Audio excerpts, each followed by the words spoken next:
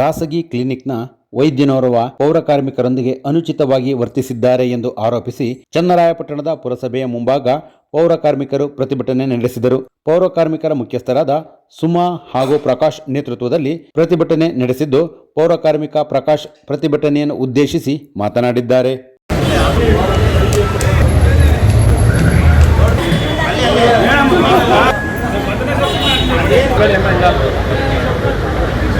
ಅವ್ರಿಗಂತೂ ಗೌರವ ಇದೆ, ಮಾನವೀಯತೆ ಇದೆ. MBBS ಓದ್ಬಿಟ್ಟು ಒಬ್ಬರು ಡಾಕ್ಟರ್ ಆಗಿದ್ದಾರೆ. ಆ ಗೌರವ ಅವರು ಉಳಿಸ್ಕೋಬೇಕು. ನಮ್ಮ ಪೌರ ಕಾರ್ಮಿಕರ ಬಗ್ಗೆ ಏನು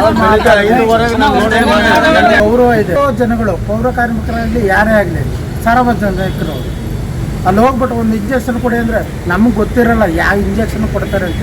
ಅವೆಲ್ಲ ನಮಗೆ ನಾರ್ಮಲ್ ಆಗಿ ಕೊಡ್ತಾರೆ, ನಾವು ತೊಗೊಂಡು ಹೋಗ್ತಾರೆ. ಆ ಗೌರವನ ಅವ್ರು ಉಳಿಸ್ಕೋಬೇಕು. ಆ ಪೌರ ಕಾರ್ಮಿಕರ ಬಗ್ಗೆ ಏನಕ್ಕೆ ಮಾತಾಡಬೇಕು, ಏನಕ್ಕೆ ಈಗ ಅವ್ರ ಮನೆ ಹತ್ರ ಕೆಲಸ ಮಾಡಿದಾಗ ಅವ್ರ ಪ್ರೀತಿಯಿಂದ ಕೊಟ್ಟಿದ್ದನ್ನ ಅದನ್ನೇನಕ್ಕೆ ಎತ್ತಿ ಹಿಡಿದು ಮಾತಾಡಬೇಕು? ಎಷ್ಟು ಕಡೆ 23 ವಾರ್ಡಲ್ಲಿ ಎಷ್ಟೋ ಜನ ಬಂಡ್ರಮ್ಮ ಅರ್ಶಿನ ಕುಂಕುಮ ಕೊಡ್ತಾರೆ, ಸೀರೆ ಬಟ್ಟೆ ಕೊಡ್ತಾರೆ, ಟೀ ಶರ್ಟ್ ಕೊಡ್ತಾರೆ, ಬಟ್ಟೆಗಳೆಲ್ಲ ಕೊಟ್ಟುಬಿಟ್ಟು ನಾವು ಕೊಟ್ಟಿದ್ದೀವಿ ಅಂತ ಹೇಳ್ಕೊಂಡ್ರೆ ಏನದು ಅರ್ಥ? ಅವ್ರಿಗೆ ತಿಳುವಳಿಕೆ ಇದೆಯಾ ಇಲ್ವಾ? ನಮ್ಗಂತೂ ಅರ್ಥ ಆಗ್ತಾ ಇಲ್ಲ.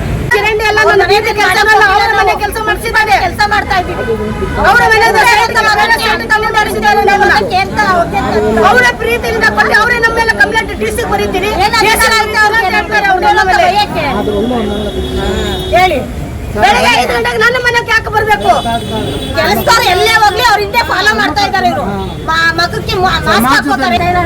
ಕರಿತಾ ಇದ್ರು ಬರ್ತಾ ಇಲ್ಲ. ಪೊಲೀಸರು ಕರ್ಸ್ಬಿಟ್ಟು ಮತ್ತೆ ಬಂದು ಬಂದು ಹಿಂದ್ಗಡೆ ಯಾರು ನಾವು ಕಷ್ಟ ಪಡ್ಕೊಂಡು ಚರಂಡಿ ಬಾಚ್ಕೊಂಡು ಕಸ ಕುಡ್ಸ್ಕೊಂಡು ನಾವು ಬದುಕ್ತಾ ಇದ್ದೀವಿ.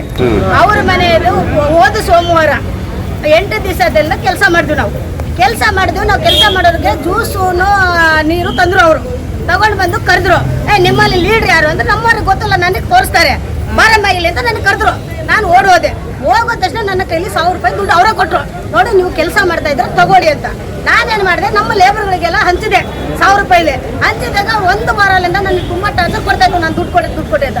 ಆವಾಗ ಸರಿ ಬಿಡಪ್ಪ, ನೀನು ದುಡ್ಡು ಕೊಟ್ಟರು ದೊಡ್ಡ ನಮಸ್ಕಾರ ಅಂತ ನಾನು ನಿನ್ನೆ ಹೋಗಿ 1,500 ಎಲ್ಲರೂ ಕರ್ಕೊಂಡೋಗಿ ಕೊಟ್ಟು ಬಂದೆ. ಕೊಟ್ಟು ಬಂದ ಮೇಲೆ ಅವ್ರು ನಿನ್ನೆ ಮುಗಿದೋಯ್ತು. ಇವತ್ತು 5 ಗಂಟೆಯಲ್ಲಿ ನಾನು ಕೆಲಸ ಮಾಡ್ತಾ ಇದ್ದೀನಿ. ನಾನು ಹಿಂದ್ಗಡೆ ಫಾಲೋ ಮಾಡ್ತಾನೆ. ಇವತ್ತು ಬೆಳಗ್ಗೆ ಮನೆ ತನಕ ಬಂದಿದ್ದಾನೆ ನನಗೆ ಫಾಲೋ ಮಾಡ್ಕೊಂಡು.